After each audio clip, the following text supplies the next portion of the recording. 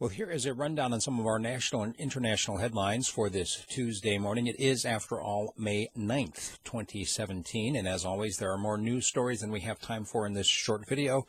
So if you'd like more news, become a subscriber at radiofreespeech.com and you'll get 30 to 40 minutes emailed directly to your inbox. It's in audio form every single morning at 5 a.m. So let's begin. In China, there is a trial that has abruptly begun for a rights lawyer, Xie Yang. The fellow has complained about being tortured, being threatened with death, and with other, basic human rights violations. There have been a number of complaints about it. Now the trial is moving forward, and people are just being like, oh, you better watch what you're doing. But what are you going to do? The guy's a Chinese citizen, right?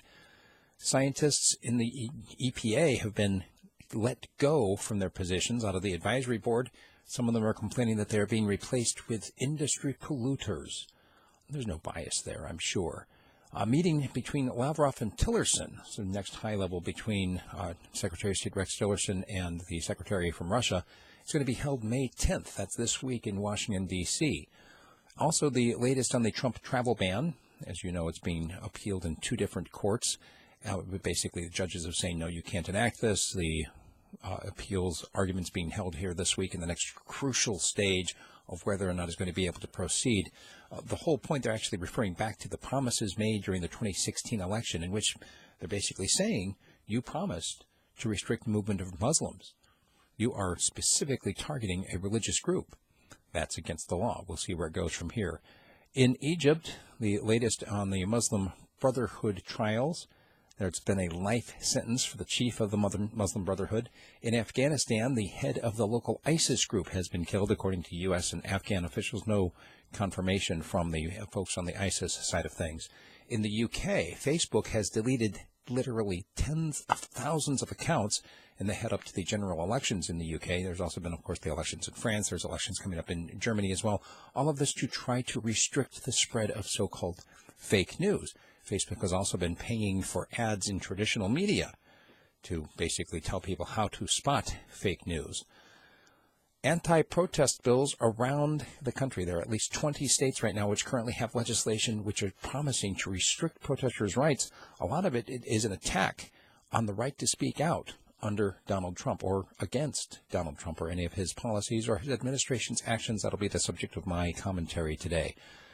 Trump has hinted that Sally Yates, the former advisor, leaked classified information as she's preparing to testify about the ousted National Security Advisor, Michael Flynn.